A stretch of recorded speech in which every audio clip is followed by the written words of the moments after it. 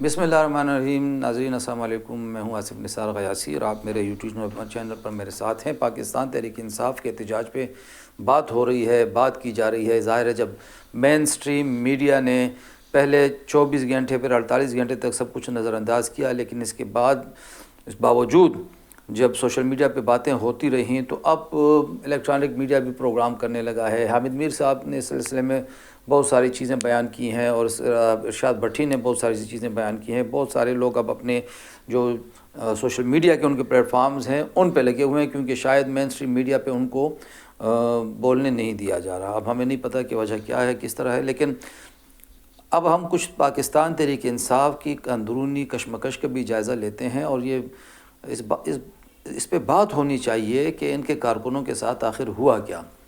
یہ کچھ عجیب سی کیفیت ہے کہ تیسری مرتبہ یہ لوگ اسلام آباد جا رہے ہیں اور تینوں مرتبہ یہ ناکام آ رہے ہیں، اور ناکام اس طرح آ رہے ہیں کہ کارکنوں کو وہاں پہ بیچ میں چھوڑ کے قیادت غائب ہو جاتی ہے۔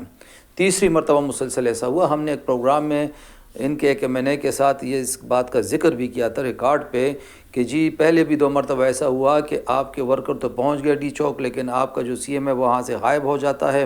پھر ورکرز کو کچھ پتہ نہیں چلتا کہ انہوں نے آخر کرنا کیا ہے، آگے کا کیا لائے عمل ہے، اور اس کے بعد ورکر بیچارہ رلتا پلتا یا گرفتار ہوتا ہے یا پشاور بڑی مشکل سے پہنچتا ہے۔ کیا تیسری مرتبہ تو CM غائب نہیں ہوگا؟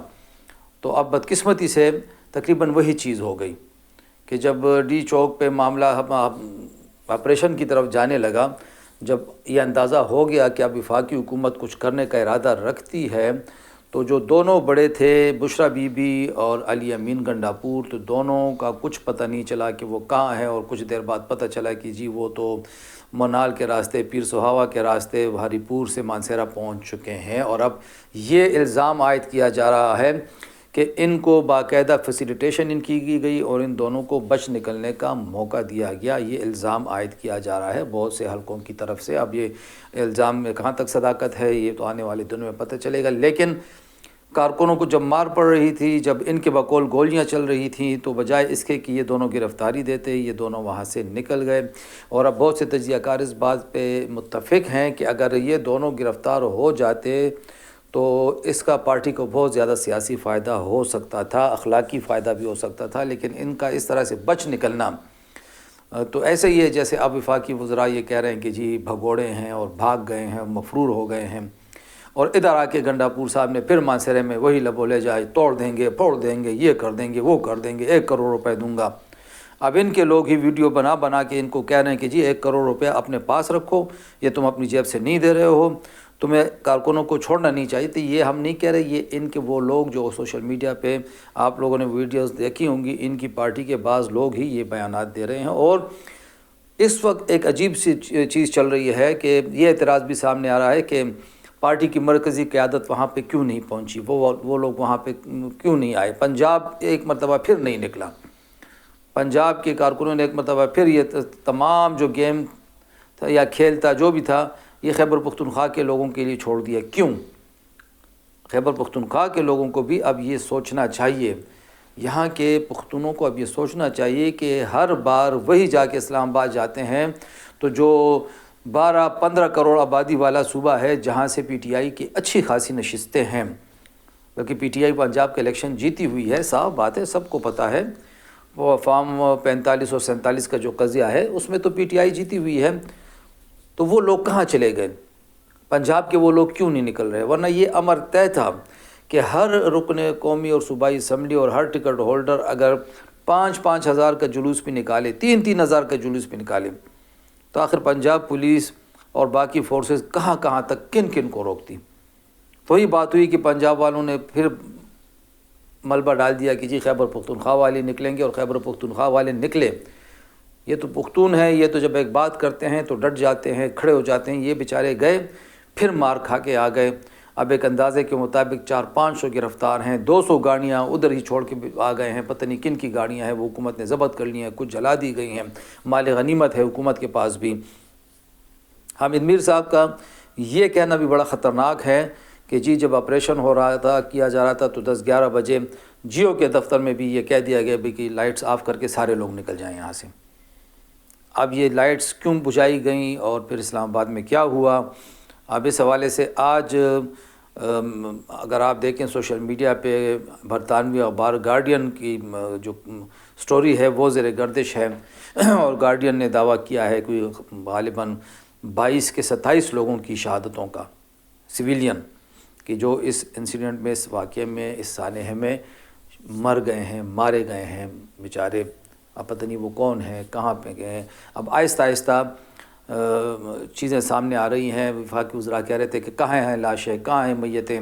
اب شہداء کی لاشیں سامنے آ رہی ہے، اب ان کی تدفین ہو رہی ہے۔ اب تک جو ہمارے اندازے کے مطابق 5 ہیں یا 7 شہداء کی تدفین کی خبریں آ چکی ہیں، ان کی تصویریں آ چکی ہیں، ان کی ویڈیوز آ چکی ہیں، ان کے جنازے ہو چکے ہیں۔ اب آہستہ آہستہ یہ چیزیں سامنے آ رہی ہیں، لیکن سوال وہی ہے جو ہم نے شروع میں اٹھایا کہ آخر ان کے ساتھ کیا ہوا؟ جب ڈی چوک تک جب چلنے کی بات تھی تو ڈی چوک تک سب کیوں نہیں پہنچے؟ پھر یہ بیچ میں بات آنا بشرا بی بی کا کہ جی میں تو ڈی چوک سے نہیں جا رہی تھی، میں تو وہاں پہ بیٹھنے والی تھی، میں نے تو گاڑی سے چھلانگ لگانے کی کوشش کی۔ پھر بشرا بی بی کی بہن کا ایک الزام سامنے آ رہا ہے مبینہ طور پر کہ جی ان کو زد و کوب کیا گیا، ان کے ساتھ بدتمیزی کی گئی۔ غالباً یہ الزام علی امین گنڈاپور پہ عائد کیا جا رہا ہوگا۔ پھر یہ بھی کہا گیا تھا کہ دونوں مشترکہ پریس کانفرنس کریں گے، لیکن پھر ہم نے دیکھا کہ بی بی اس پریس کانفرنس میں نہیں تھی، علی امین گنڈاپور نے اکیلے پریس کانفرنس کی۔ اب لوگ یہی کہہ رہے ہیں کہ ہر بار علی امین گنڈاپور کارکنوں کو چھوڑ کے خود نکل آتا ہے، اور اس بار بھی کارکنوں کا رویہ علی امین گنڈاپور کے ساتھ بڑا ہی عجیب و غریب تھا، اور جب وہ کہیں نکلنے کی بات کرتے تھے کارکن ان کو روک لیتے تھے۔ اب پارٹی کو یہ سوچنا چاہیے، پاکستان تحریک انصاف کو یا قیادت تبدیل کرنی ہوگی، یا حکمت عملی تبدیل کرنی ہوگی، یا بس پھر وہ آرام سے بیٹھ جائے، بس عمران خان کو اسی طرح جیل میں پڑا رہنے دے، کیونکہ پارٹی کی اس ناقص حکمت عملی کی وجہ سے، اس توڑ پھوڑ کی سیاست کی وجہ سے، اس جذباتی حکمت عملی کی وجہ سے، اور کسی کو نہیں، جیل میں بیٹھے اس انسان کو نقصان پہنچ رہا ہے، اور روز بروز اس کے گرد گھیرا تنگ کیا جا رہا ہے۔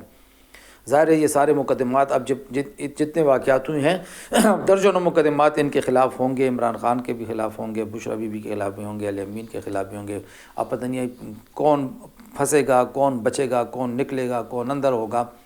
لیکن بہرحال پاکستان تحریک انصاف کے کارکنوں کے ساتھ ہم یہ سمجھتے ہیں کہ زیادتی بھی ہوئی ہے، اور ان کے ساتھ ہاتھ بھی ہوا ہے۔ ان کے ساتھ اگر وفاقی حکومت نے زیادتی کی ہے تو ان کے ساتھ اپنی ہی قیادت نے، اپنے ہی لوگوں نے بھی زیادتی کی ہے، اور پاکستان تحریک انصاف کے کارکنوں کو اس بات کا جائزہ لینا ہوگا۔ خود ہی ان کی جو سیاسی کمیٹی ہے اس میں بھی بہت ساری باتیں سامنے آ رہی ہیں۔ سیاسی کمیٹی کے جو ہمیں اندر سے اطلاعات مل رہی ہیں، انہوں نے بھی اس پہ حیرت کا اظہار کیا ہے کہ عمران خان نے تو کہیں بھی ڈی چوک کا نہیں کہا، تو ڈی چوک کا نام کیوں لیا گیا؟ عمران خان نے تو صرف اسلام آباد کی بات کی تھی۔ اب یہ باتیں آ رہی ہیں کہ سنجانی پہ اگر پڑاؤ کر لیا جاتا، دھرنا دے دیا جاتا تو اچھا تھا۔ یہ بھی کہا جا رہا ہے کہ علی امین گنڈاپور تو سنجانی سے آگے جانے کے لیے تیار نہیں تھے، ان کی کوشش تھی کہ وہیں پہ پڑاؤ ڈالا جائے، لیکن بشرا بی بی نے کہا کہ ہم نے آگے جانا ہے۔ اب کچھ لوگ کہہ رہے ہیں کہ بشرا بی بی کو عمران خان کی ہدایات تھی، کچھ لوگ کہہ رہے ہیں کہ نہیں، عمران خان کی ہدایات علی امین گنڈاپور کو تھی۔ تو اس کنفیوژن کے نکلنے تک اب اگر پی ٹی آئی کو خدا را اب اس احتجاجی سیاست سے کنارہ کش ہونا چاہیے، گورننس کے معاملات پہ توجہ دیں، یہاں کے لوگوں کے مسائل حل کریں، جو وعدے کر کے آئے ہیں خدا را اس پہ توجہ دیں، اور یہ جو کارکنوں کو مروایا جا رہا ہے اس کا حساب دونوں کو دینا پڑے گا، صوبائی حکومت کو بھی، وفاقی حکومت کو بھی۔ ظاہر شہادتیں تو ہوئی ہیں، شہادتیں پولیس کی بھی ہوئی ہیں، شہادتیں رینجرز کی بھی ہوئی ہیں، وہ کیوں ہوئی ہیں، کیسے ہوئی ہیں، یہ بھی تحقیقات سے بات سامنے آئے گی، اور شہادتیں کارکنوں کی بھی ہوئی ہیں۔ ان سب کا جو خون ہے وہ وفاقی حکومت کے انتہا پسندوں اور صوبائی حکومت یا پی ٹی آئی کے انتہا پسندوں کے کاندھوں پہ ہے۔ تو اب اس امر کی تحقیقات ضروری ہے کہ کارکنوں کو تنہا کیوں چھوڑا گیا، کیوں لوگ، باقی لیڈرشپ کہاں تھی؟ یہ جو بڑی بڑی باتیں کرتے ہیں، ٹاک شوز میں آتے ہیں، وہ لوگ کہاں غائب ہو گئے تھے؟ کیا پی ٹی آئی کے کارکن اور خیبر پختونخوا کے خصوصاً کارکن کیا صرف لڑنے مرنے کے لیے رہ گئے ہیں، مار کھانے کے لیے رہ گئے ہیں؟ تو جب تک اب یہ پاکستان تحریک انصاف کو سوچنا چاہیے کہ اگر اس کی یہ حکمت عملی رہتی ہے اور بار بار کے احتجاج ناکام ہوتا ہے تو اس کا خمیازہ آنے والے دنوں میں اس کو سیاسی ناکامیوں کی صورت میں بھی بھگتنا پڑ سکتا ہے، اور اس کی صوبائی حکومت کے گرد بھی گہرا تنگ کیا جا سکتا ہے۔ سوچنے کی بات ہے، ان کو سوچنا چاہیے۔ آپ سیاسی جماعتیں سیاسی تحریکیں چلائیں، پرامن تحریکیں چلائیں، طریقے کے ساتھ جائیں، لیکن اگر کوارڈینیشن کا یہی حال ہے، اگر آپس کے اختلافات کا یہی عالم ہے، تو بس پاکستان تحریک انصاف کو اس کے بعد احتجاج کی سیاست اگلے اس وقت تک کے لیے روک دینی چاہیے، ختم کر دینی چاہیے، جب تک کہ کوئی صحیح قیادت، بااختیار قیادت، ایک جس کو کہتے ہیں قوت فیصلہ والی قیادت سامنے نہیں آتی، ورنہ کارکن بیچارے یوں ہی خوار ہوتے رہیں گے۔ خدا حافظ۔